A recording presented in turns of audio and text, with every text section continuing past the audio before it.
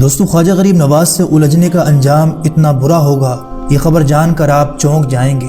غریب نواز کی درگاہ کے نیچے مندر بتانے والے کی فیملی میں ایسی خطرناک بیماری ہو گئی ہے کہ جس کا علاج بھی ممکن نہیں ہے۔ یقین نہیں ہوتا تو خود اس بیان کو سن لیں جو ہم آپ کو آگے ویڈیو میں دکھائیں گے، جس میں بتایا جا رہا ہے کہ اجمیر درگاہ پر کیس کرنے والے اور درگاہ کے نیچے مندر بتانے والے کو خطرناک بیماری ہو چکی ہے۔ وہ کیا بیماری ہے اور کیا کیا اس کے ساتھ ہوا ہے، اس پوری ویڈیو میں دیکھیے اور جتنا ہو سکے اس کو دوسروں تک پہنچائیے۔ اس لیے یاد رکھنا، جب سرکار غریب نواز کا اتنا کرم ہندوستان میں اور اتنا پاور ہے، آج بھی ایک نیوز چل رہی ہے نا، جس ظالم نے اعتراض کیا ہے اس کے بیٹے کو کینسر کی بیماری ہو گئی ہے۔ ارے کچھ دنوں کے بعد آپ نے دیکھنا وہ کتے کی موت مرتا ہوا نظر آئے گا، اس لیے کہ کسی عام آستانے پر نہیں، اس نے ہندوستان کے اولیاء کے سلطان کے آستانے کی طرف انگلی اٹھائی ہے، اس کی نسل تباہ ہو جائے گی، اس کا خاندان برباد ہو جائے گا۔ اسے اندازہ نہیں ہے ہمیں ہندوستان پر مسلمانوں کو بسایا کس لیے ہے، کسی کے باپ نے نہیں، سرکار غریب نواز نے بسایا ہے، اور تو شان کے خواجہ ہے۔ یاد رکھنا،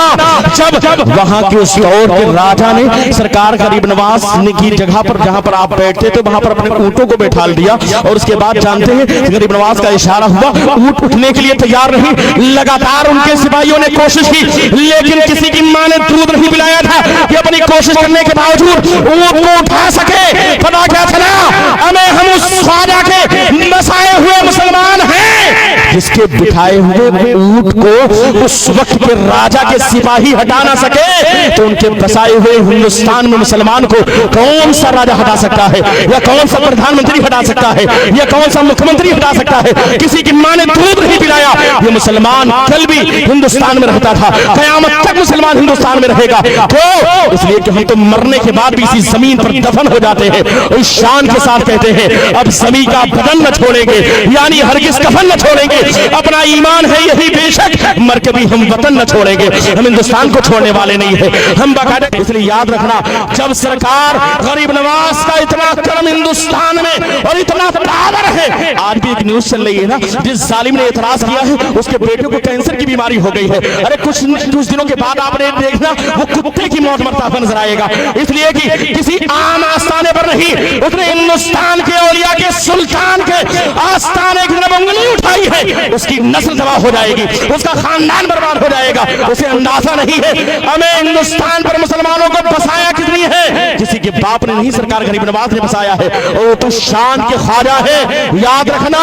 جب وہاں کے اس دور کے راجہ نے سرکار غریب نواز کی جگہ پر جہاں پر آپ بیٹھتے تو وہاں پر اپنے اونٹوں کو بیٹھا دیا، اور اس کے بعد جانتے ہیں غریب نواز کا اشارہ ہوا، اونٹ اٹھنے کے لیے تیار نہیں، لگاتار ان کے سپاہیوں نے کوشش کی، لیکن کسی کی ماں نے دودھ نہیں پلایا تھا کہ اپنی کوشش کرنے کے باوجود اونٹ کو اٹھا سکے۔ پتا کیا چلا، ہم اس خواجہ کے بسائے ہوئے مسلمان ہیں جس کے بٹھائے ہوئے اونٹ کو اس وقت کے راجہ کے سپاہی ہٹا نہ سکے، تو ان کے بسائے ہوئے ہندوستان میں مسلمان کو کون سا راجہ ہٹا سکتا ہے، یا کون سا پردھان منتری ہٹا سکتا ہے، یا کون سا مکھ منتری ہٹا سکتا ہے؟ کسی کی ماں نے دودھ نہیں پلایا، یہ مسلمان کل بھی ہندوستان میں رہتا تھا، قیامت تک مسلمان ہندوستان میں رہے گا۔ تو اس لیے کہ ہم تو مرنے کے بعد بھی اسی زمین پر دفن ہو جاتے ہیں، اس شان کے ساتھ کہتے ہیں اب زمین کا بدن نہ چھوڑیں گے، یعنی ہرگز کفن نہ چھوڑیں گے، اپنا ایمان ہے یہی بے شک، مر کے بھی ہم وطن نہ چھوڑیں گے، ہم ہندوستان کو چھوڑنے والے نہیں ہیں، ہم باقاعدہ اس سرزمین کو چھوڑنے والے نہیں ہیں۔ یہ تو تمہارا معاملہ ہے کہ باقاعدہ یہاں سے نہ جانے کہاں تم بہا دیے جاتے ہو، بنگال کی